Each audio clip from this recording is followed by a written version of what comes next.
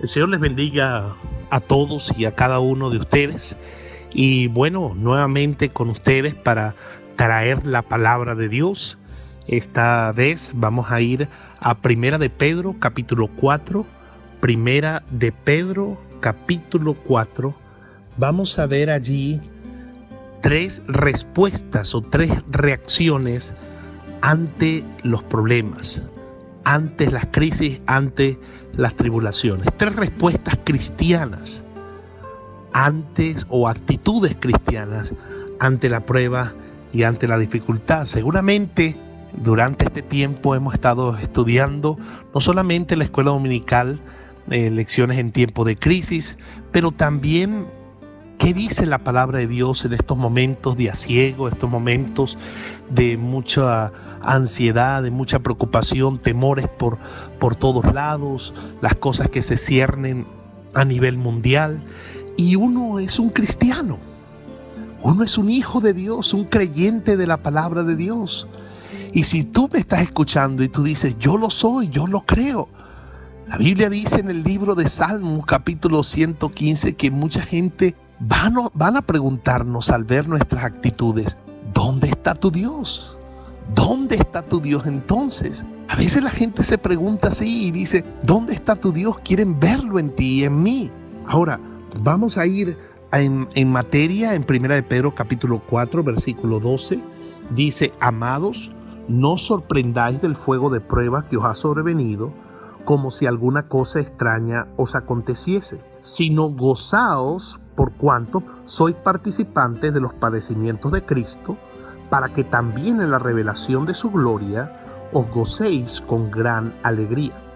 Si sois vituperados por el nombre de Cristo, sois bienaventurados, porque el glorioso Espíritu de Dios reposa sobre vosotros. Ciertamente de parte de ellos Él es blasfemado, pero por vosotros es glorificado. Así que ninguno de vosotros padezca como homicida, o ladrón, o malhechor, o por entremeterse en lo ajeno, pero si alguno padece como cristiano, no se avergüence, sino glorifique a Dios por ello. Porque es tiempo de que el juicio comience por la casa de Dios. Y si primero comienza por nosotros, ¿cuál será el fin de aquellos que no obedecen el evangelio de Dios? Y si el justo con dificultad se salva, ¿en dónde aparecerá el impío y el pecador? Y el último versículo que vamos a meditar, de modo que los que padecen según la voluntad de Dios encomienden sus almas al fiel Creador y hagan el bien.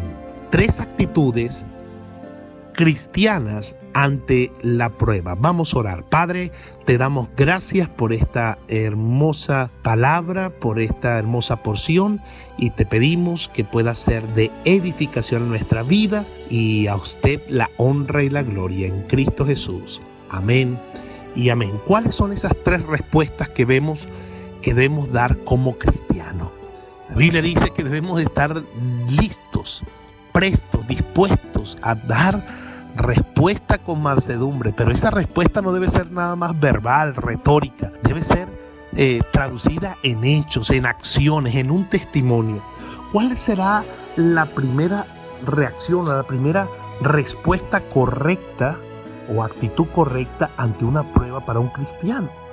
La Biblia dice, amados, no os sorprendáis del fuego de pruebas que os ha sobrevenido. Lo que quiere decir es, no te debe caer por sorpresa este asunto, como si algo extraño nos aconteciese.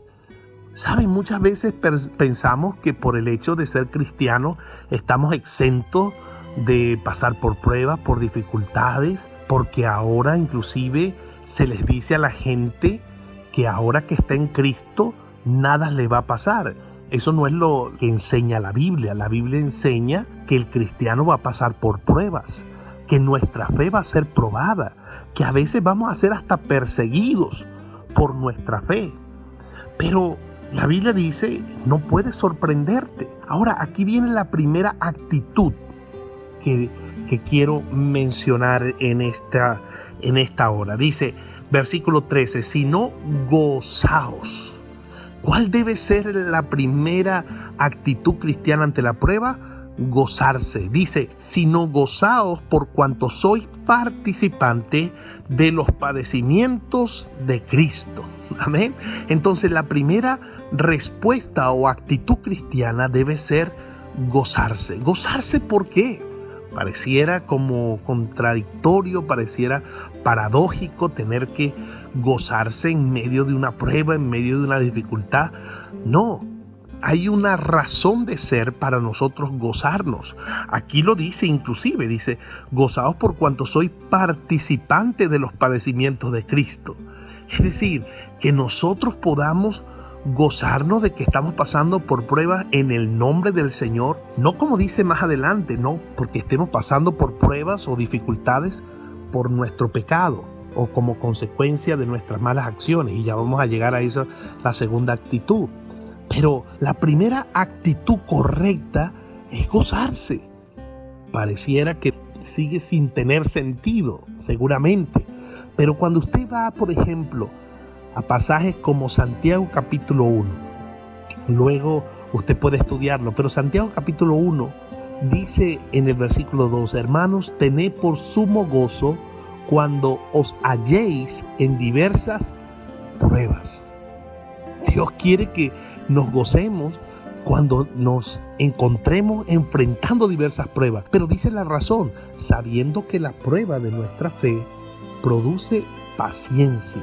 Mas tenga la paciencia su obra completa para que seáis perfectos y cabales. Esa palabra perfecto es la palabra maduro, es la palabra de un cristiano que va creciendo, que va desarrollándose. La razón de ser de las pruebas en un cristiano, de las tribulaciones, de las crisis, es porque Dios las permite para trabajar algo en nuestra vida.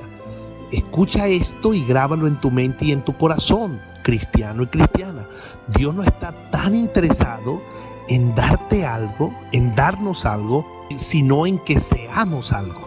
Repito, Dios no está tan interesado en darnos algo, sino en que seamos algo o alguien para Dios. Y eso es que seamos a la imagen de nuestro Señor Jesucristo, a la imagen de su Hijo. Entonces, la razón por la cual debemos gozarnos es porque estamos padeciendo en el nombre de Cristo e identificarnos con Él para nuestro crecimiento, para nuestro desarrollo. Esta es una gran bendición, pero también porque dice la Biblia que somos bienaventurados, que la gente va a mirar y va a tener, yo puedo recordar a este hermano que estaba pasando una de las pruebas más duras, la enfermedad de un hijo, y una enfermedad bastante dura, y mucha gente a veces decía, pero ¿por qué no estás llorando, desconsolado? Él dijo, yo tengo un Dios todopoderoso, un Dios que me cuida, va a cuidar, va a ayudarme con esta carga. Y él decía, y no solamente para exigirle a Dios que le sanara, y gloria a Dios, y hasta lo hizo, y le sanó, y Dios le dio una gran victoria con sus hijos, pero él decía, yo estoy gozoso porque sé en quién he creído, porque sé que Dios puede levantar a mi hijo de esta enfermedad, y si aún no lo hiciere, también estoy gozoso porque mi Dios llevará a mi hijo al cielo. Esa es la fe más preciosa que el oro. Esa es la fe que la gente quiere ver en ti y en mí en este momento de la prueba. No un cristiano que se aflige, un cristiano que está... Hay gente que a veces inclusive dice, esto como que son las señales de los últimos tiempos. Cristiano, eso debe hacer que levantemos nuestro rostro y nos gocemos. La venida de Cristo está cerca. ¡Qué bendición! Entonces la primera respuesta cristiana debe ser gozarse. Pero ¿qué pasa cuando está allí la prueba? Ya nos gozamos. Hay otra actitud correcta y otra actitud cristiana que debemos tener. El mismo pasaje nos lo dice. Dice versículo 17. Porque es tiempo de que el juicio comience por la casa de Dios. Y si primero comienza por nosotros, ¿cuál será el fin de aquellos que no obedecen al Evangelio de Dios? Entonces, la primera actitud que vimos, correcta, es gozarse. La segunda es examinarse. Por eso la Biblia dice, así que ninguno padezca, dice, ninguno de vosotros, dice el versículo 15, padezca como homicida, como ladrón o malhechor o por entremeterse en lo ajeno. En otras palabras está diciendo, examinaos, examínate, chequéate, evalúate. Las crisis tienen esa particularidad y de alguna manera tienen esa capacidad de llevarnos a pensar cómo estamos viviendo, cómo estamos llevando nuestra relación, por ejemplo, matrimonial con nuestra esposa, nuestro esposo, cómo la estoy tratando con nuestros hijos. Las crisis deben enseñarnos no solamente a gozarnos cuando viene la prueba, pero muchas veces de pensar si la prueba es una enseñanza para mi vida o si hay algo que debo corregir.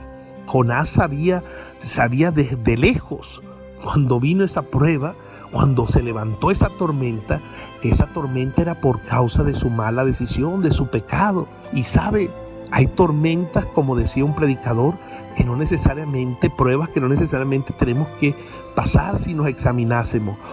Pero si usted se examina, si usted se chequea y usted dice, yo puedo chequear mi vida y darme cuenta que hay cosas en mi vida que están mal.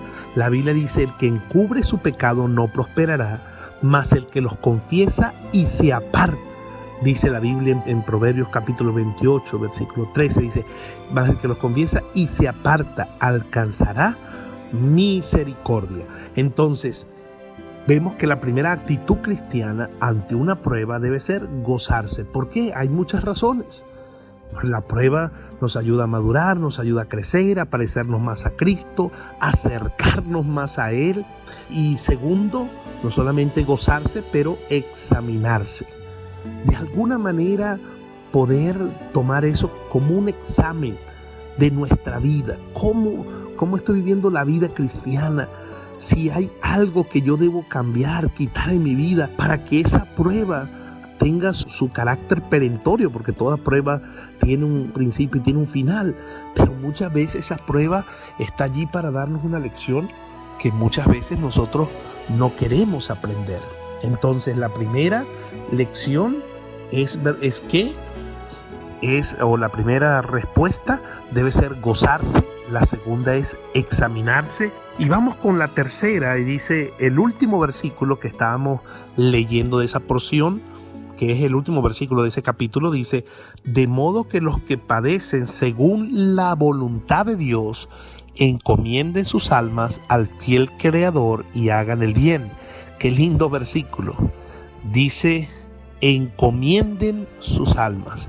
Entonces, la primera actitud cristiana es gozarse, la segunda actitud cristiana es examinarse y la tercera actitud cristiana es encomendarse. Encomendarnos ¿a quién? A Dios. Pero mira cómo el contexto de ese mismo versículo dice, de modo que los que padecen según la voluntad de Dios. Pastor, yo pensé que la voluntad de Dios era solamente que me fuera bien, que no tuviera ningún problema, no tuviera ninguna dificultad. Si eso fuera así, entonces Dios no hubiera dicho, en el mundo tendréis aflicción, pero confía, yo he vencido al mundo. Es más, el hecho de que vengan pruebas en este mundo nos ayudan a anhelar más la presencia de Dios y estar en el cielo, porque dice, esta leve tribulación momentánea no es comparable con la gloria venidera que nosotros ha de manifestarse. Entonces, ¿qué debes hacer? Bueno, debo desanimarme, echarme a morir, vivir cabizbajo con los brazos caídos. No, la Biblia dice, encomienda a Jehová tus obras y tus pensamientos serán afirmados. Debemos acercarnos a Dios, debemos encomendarnos a Dios, debemos echar sobre Él nuestra carga. Dice, echa sobre Dios, echa sobre Jehová tu carga y Él te sustentará. Oh hermano, qué hermoso que en medio de la crisis los cristianos actuemos como debemos hacerlo, como hijos de Dios, poner todo en manos del Señor. Sabemos que a Cristo el Señor servimos y servimos a un Dios vivo, y que ese Dios vivo está con nosotros todos los días hasta el fin del mundo, que Él sabe lo que es mejor para nosotros, que Él sabe aquello que nosotros padecemos, Y Él ve nuestra actitud. ¿Qué ve en ti, cristiano? Terminando el mensaje, ¿qué ve en ti? ¿Ve un cristiano que se goza? La gente a tu alrededor. ¿Ve un cristiano que ama, que sigue, que cree en Dios?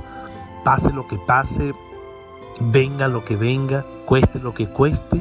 Ve un cristiano que se examina, no que juzga a otros, que se examina a sí mismo y chequea su vida. Ve a un cristiano que se encomienda delante de Dios, a solas vas a Dios, aprovechas este tiempo para poner todas tus cuitas, tus problemas, tus cargas a Dios. Mira, vamos a tomar esas tres respuestas o esas tres actitudes cristianas como una ley en nuestra vida, como un corolario de vida para nosotros. Número 1, gozarse. Número 2, examinarse. Y número 3, encomendarse. Y tú, amigo, ¿a quién te encomiendas? Oh, pastor, es que yo creo en Dios a mi manera. No es creer en Dios a tu manera o a mi manera, es a la manera del Señor. Y el Señor no quiere que sigas una religión. Dios no vino a traer religión, Dios vino a traer salvación. Religión es lo que hace el hombre para tratar de llegar a Dios. Salvación es lo que hizo Dios para llegar a ti y a mí. ¿Cómo hizo? Envió a su Hijo Jesucristo, Dios venido en carne, muerto por todos nosotros en la cruz del Calvario, sepultado y resucitado al tercer día. Hoy está allí en medio de la crisis, en medio de esta pandemia, está allí tocando la puerta de tu corazón y dice: quiero entrar en tu vida. ¿Cómo le dejas entrar? Allí donde estás, pídele a Él, al único y sabio Dios, el único. Dice que hay un solo Dios y un solo mediador entre Dios y los hombres, Jesucristo hombre. Déjeme decirte otro versículo, dice: en ningún otro hay salvación, porque no hay otro nombre bajo el cielo dado a los hombres en el cual podamos ser salvos. Dile así al Señor: Padre Celestial, a través de esta prueba puedo darme cuenta lo alejado que estoy de ti, pero esta noche me acerco a ti. Te pido perdón por mis pecados. Te pido que llenes mi vida, que entres a mi corazón, a mi alma y a mi ser, y hagas de mí una nueva persona. En el nombre de Jesús. Amén. Si has orado de todo corazón, le has pedido al Señor ser tu Salvador, por favor comunícate a nuestros contactos para inmediatamente orar por ti, ponerte en una lista y de alguna manera ayudarte en tu vida cristiana. Y tú, hijo e hija de Dios, vamos a responder en este tiempo correctamente, gozarnos porque Dios está trabajando en nuestra vida, examinarnos si hay algo que debemos cambiar, debemos arreglar. A todas luces, encomendarnos. La Biblia dice: venid a mí los que estéis trabajados y cargados, y yo os haré descansar. Pongamos toda carga en manos de Dios.